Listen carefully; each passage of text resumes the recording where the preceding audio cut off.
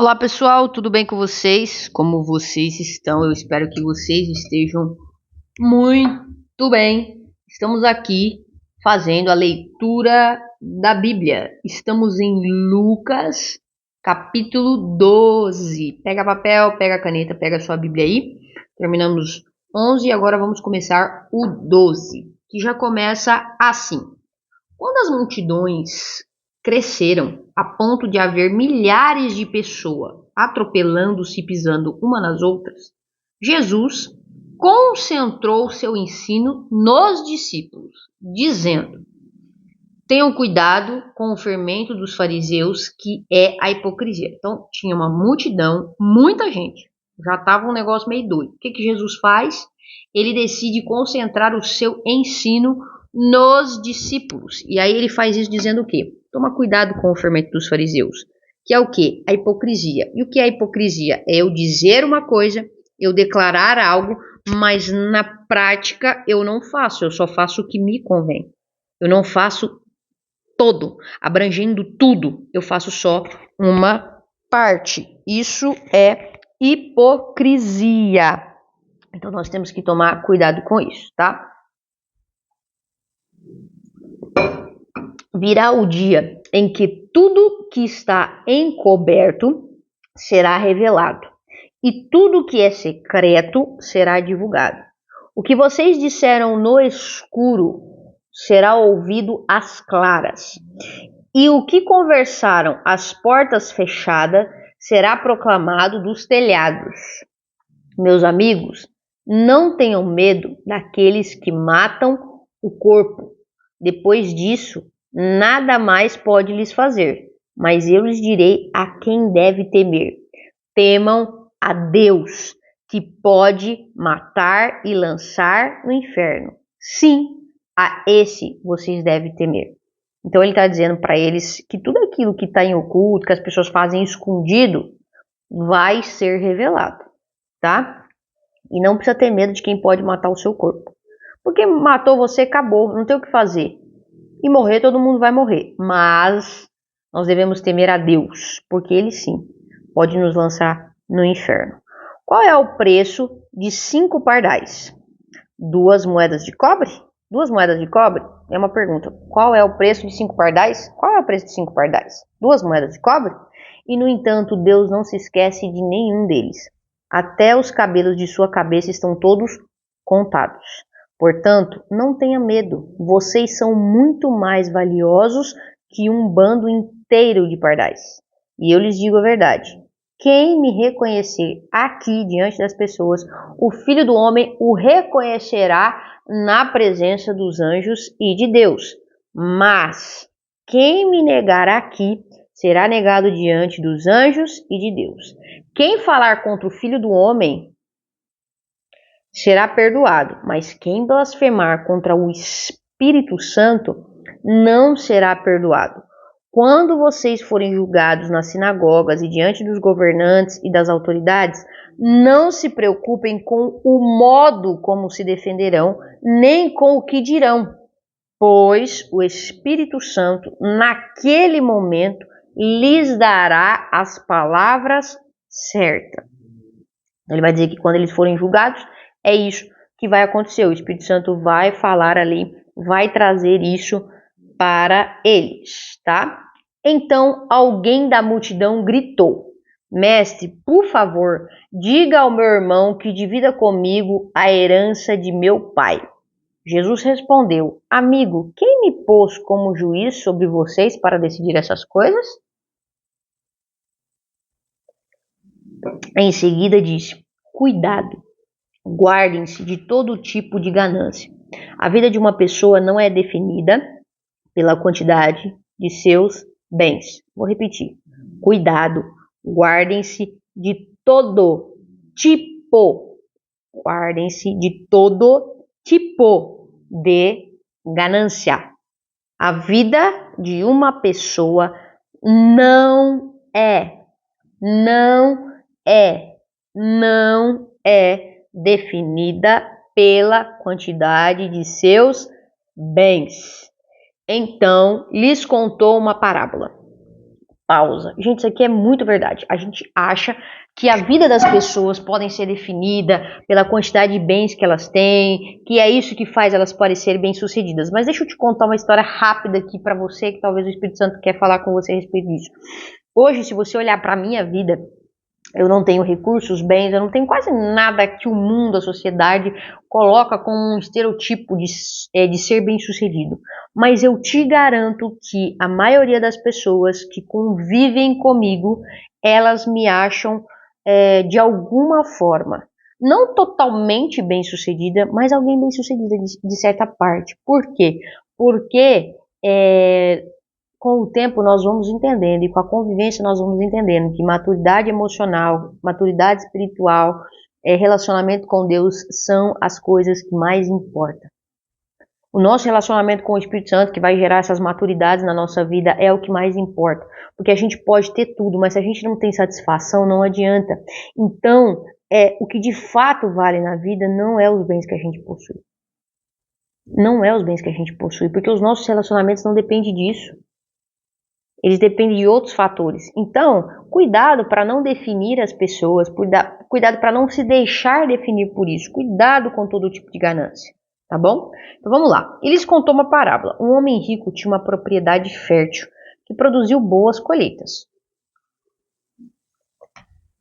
Pensou consigo: o que devo fazer? Não tenho espaço para toda a minha colheita. Por fim disse: já sei. Eu vou derrubar os celeiros e construir outros maiores, assim terei espaço suficiente para todo o meu trigo e meus outros bens.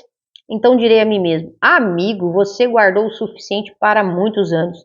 Agora descanse, coma, beba e alegre-se. E, gente, quem não tem vontade disso? Vou trabalhar muito para juntar e depois ficar só de boa. Mas Deus disse: louco, você morrerá esta noite. Então, presta atenção nessa pergunta. Jesus está fazendo uma pergunta dentro de uma parábola. Quem ficará com o fruto do seu trabalho? Sim, é loucura acumular riquezas terrenas e não ser rico para com Deus. Então, voltou para os seus discípulos e Jesus disse: pois por isso eu lhes digo que não se preocupem com a vida diária. Eu vou repetir. Por isso eu lhes digo, não se preocupem com a vida diária, se terão o suficiente para comer, ou com o corpo, se terão o suficiente para vestir. Pois a vida é mais que comida, e o corpo é mais que roupa. Observem os corvos, eles não plantam, nem colhem, nem guardam comida em celeiros, pois Deus os alimenta. E vocês valem muito mais que qualquer pássaro. Qual de vocês, por mais preocupado que esteja, pode acrescentar ao menos 1 hora à sua vida? E se não podem fazer uma coisa tão pequena, de que adianta se preocupar com as maiores? Observem como crescem os lírios. Não trabalham, nem fazem suas roupas. No entanto, nem Salomão, em toda a sua glória, vestiu-se como eles. E se Deus, com tamanha beleza, com tamanha beleza as flores que hoje estão aqui e amanhã serão lançadas no fogo, não será muito mais generoso com vocês, gente de pequena fé? Não se inquiete com o que comer e o que beber. Não se preocupem com essas coisas. Elas ocupam o pensamento dos pagãos de todo mundo. Mas ai, gente, presta atenção nisso aqui. Isso aqui é a palavra de Deus sendo revelada a nós nesse dia. Mas o seu pai, o seu pai já sabe do que vocês precisam. Quem é que sabe do que você precisa? o seu Pai. Busquem acima de tudo. Não se preocupem com essas coisas. Busquem acima de tudo o reino de Deus. E todas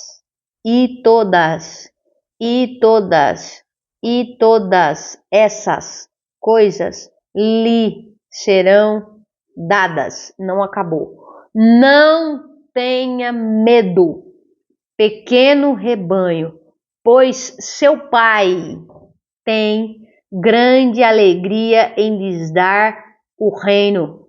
Vendam seus bens, deem aos necessitados, com isso ajuntarão tesouro nos céus, e as bolsas nos céus não se desgastam nem se desfazem. Seu trono estará seguro, nenhum ladrão roubará e nenhuma traça o destruirá. Onde o seu tesouro estiver, ali estará o seu coração. Aqui vai continuar e nós vamos continuar esse texto, não acabou, vai ter continuidade, mas algo muito importante, tá? Desde o começo, nós começamos aqui falando da multidão, falando para não se apegar às coisas, que Deus, Ele cuida dos pardais, Ele cuida da gente, né? E aí ele vai contar a parábola do homem, vai dizer que é loucura, que nós devemos buscar, não acumular riquezas terrenas, mais para com Deus. E aí ele vai explicar isso para os discípulos. Para quem que ele está explicando isso? Para os discípulos. Ele não está explicando isso para a multidão. E ele vai falar sobre não se preocupar com comida, não se preocupar com o corpo, perdão. E aí ele vai trazer toda essa descrição. E por que que ele vai dizer isso? Porque ele está dizendo sobre um pai. Um pai. Um pai. E ele vai dizer, vende seus bens, dê aos necessitados, com isso ajuntarão tesouro no céu e as bolsas do céu não se desgastam. E ele vai dizer, o seu tesouro estará seguro. E se o seu tesouro está no céu, está guardado, está num lugar seguro, seu coração também está. Sabe por quê? Porque aonde está o seu tesouro, ali vai estar o seu coração.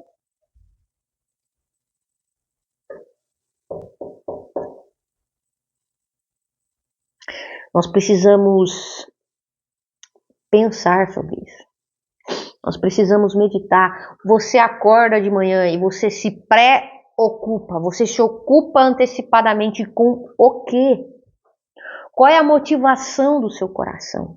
Nós saímos todos os dias para buscar comida, roupa, pagar boleto, e aí a gente vive, e aí a gente vai para a igreja, e aí Deus, ele não se torna o princípio, ele se torna o garantidor de que eu vou conseguir acordar amanhã para fazer essas coisas. Eu não estou dizendo para você não trabalhar, eu não estou dizendo para você não fazer as coisas, mas eu estou dizendo para você que você não deve fazer para comer, para se vestir, para isso. Quem te dá essas coisas é Deus. É Deus. Quando você era criança, você não trabalhava. Ah, mas meu pai trabalhava, não interessa. Quem sempre cuidou de você foi Deus. O que você deve buscar? O que você deve acordar e buscar? O reino de Deus. O seu pai, o seu pai, o seu pai, o seu pai vai lhe dar essas coisas. E ele tem grande alegria em lhes dar o reino. É chegado o reino de Deus. Pequeno rebanho, presta atenção, vocês são um rebanho. O pai de vocês, o bom pastor vai cuidar de vocês. Deus vai te dar tudo o que você precisa. A questão não é deixar de trabalhar, não é deixar de fazer o que você faz, é mudar a motivação e o que você está buscando. Para de ir para o seu trabalho buscar dinheiro, cuidado com todo tipo de ganância. Deixa Deus ministrar o seu coração, como diz Paulo Borges. Cuidado com todo tipo de ganância. Deixa Deus sondar o seu coração e revelar a nós, nos convencer do nosso pecado, da ganância. Porque nós estamos buscando as coisas, mas não estamos buscando o reino. Não estamos confiando no Pai. O que é ganância? é não confiar que Deus é Pai e que Ele vai te dar tudo que você precisa. Isso é ganância. Deixa Deus ministrar o nosso coração e falar conosco profundamente. Profundamente, profundamente. Eu vou dar continuidade, tá? Estejam vestidos, prontos para servir, e mantenham suas lâmpadas acesas, como se esperassem no seu Senhor voltar do banquete de casamento. Então poderão abrir-lhe a porta e deixá-lo entrar no momento em que ele chegar e bater. Os servos que estiverem prontos, aguardando o seu retorno, serão recompensados. Eu lhes digo a verdade, ele mesmo se vestirá como servo, indicará onde vocês se sentarão e os servirá enquanto estão à mesa. Quer que ele venha no meio da noite, quer de madrugada, ele recompensará os servos que estiverem prontos. Entenda isso. Se o dono da casa soubesse exatamente que horas o ladrão viria, não permitiria que a casa fosse arrombada. Né? Se o ladrão não vem de surpresa, a pessoa se prepara e não deixa com que ela seja roubada. Então, estejam também sempre preparados, pois o Filho do Homem virá quando menos espera. Então, assim como você se prepara para um ladrão, ou seja, você sempre está tomando os devidos cuidados para não ser assaltado, porque você não sabe quando isso vai acontecer, então você fica alerta e toma os devidos cuidados.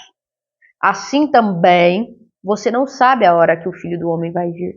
Então você precisa estar sempre preparado. Você precisa viver de uma forma que você está a todo tempo, assim como você se resguarda do ladrão, preparado para a volta de Jesus. Ele está fazendo uma analogia direta para você pensar e entender.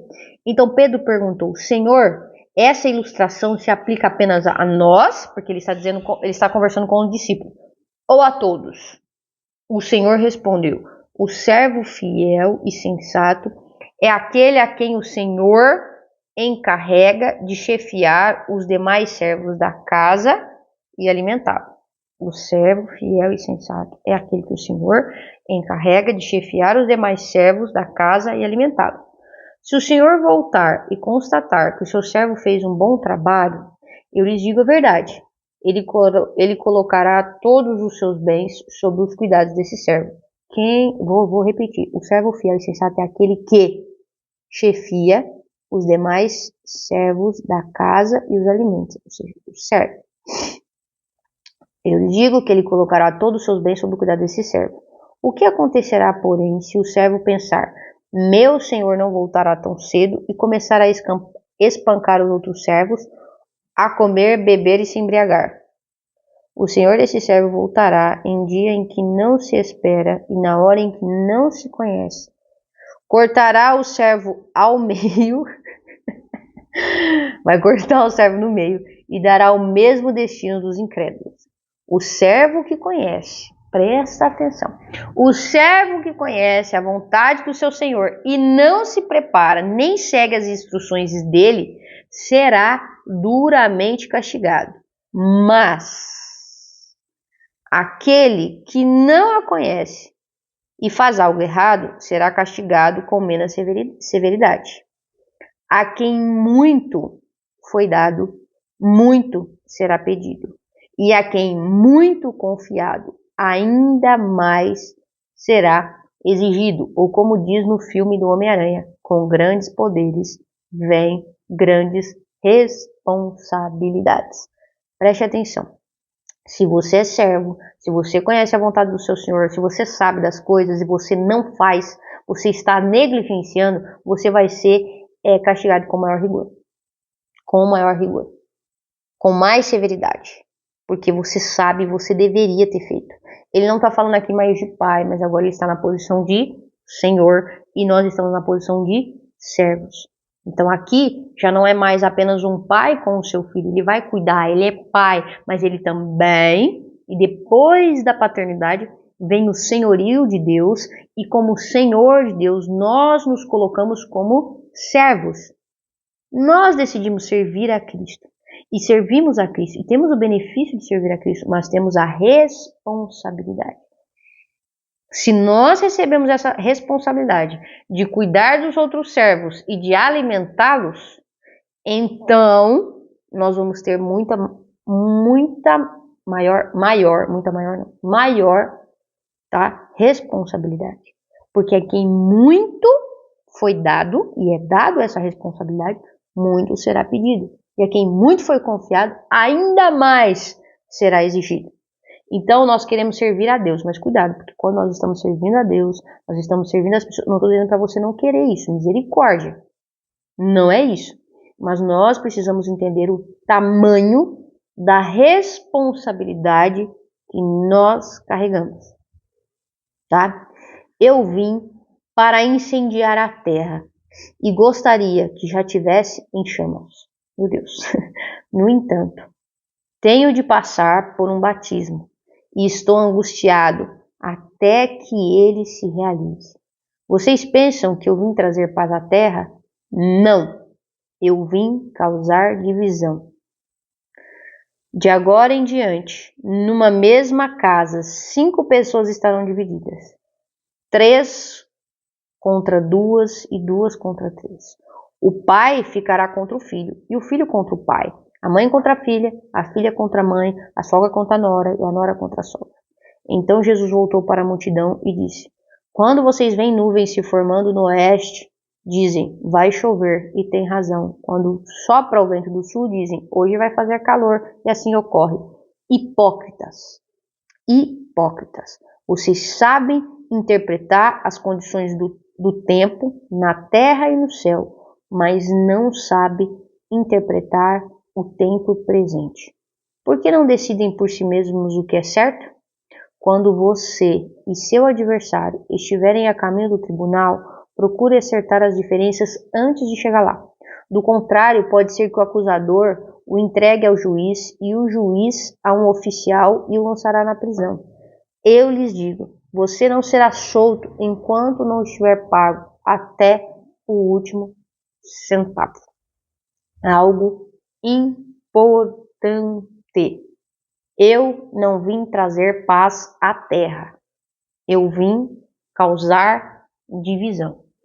Por que esse texto ele é assustador e ao mesmo tempo ele é tão importante?